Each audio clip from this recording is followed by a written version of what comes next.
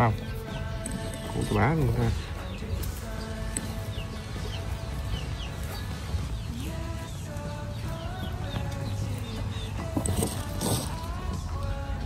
Ôi thôi, biết ngon vậy. Có mẹ ơi.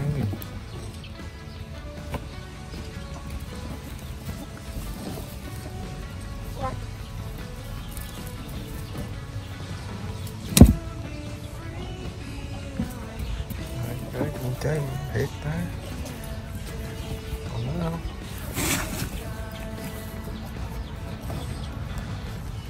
Con nữa. Ây da. Những thằng như nè.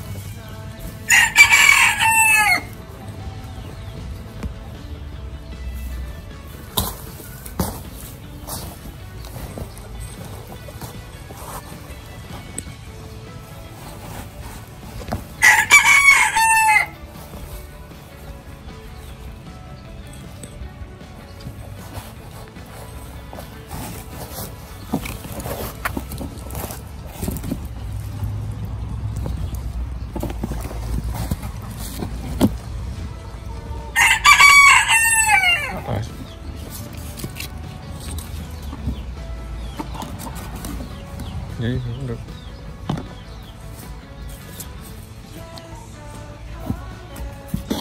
Ba bốn cũng bự, ba cũng nhỏ.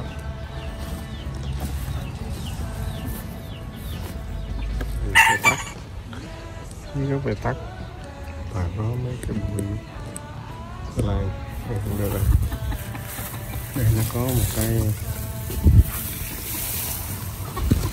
tay này, đây nó có thể có củ.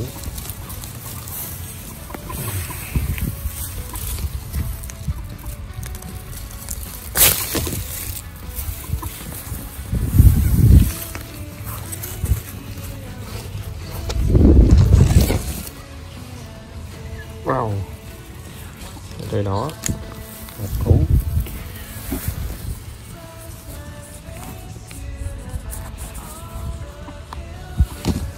Wow, hai củ.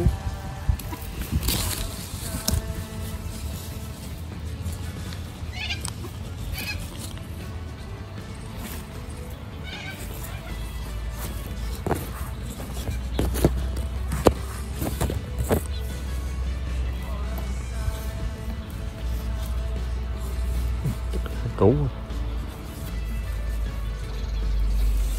Củ. Có một cây một đâu đây. Hôm nay thì rau ít cá. Cá quá tốt luôn.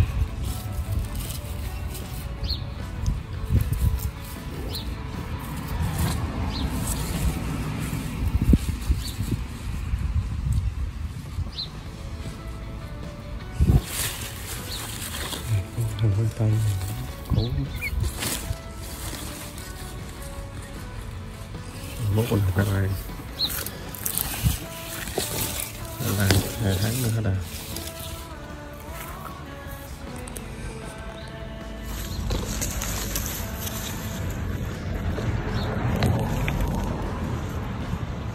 Đây cũng nữa.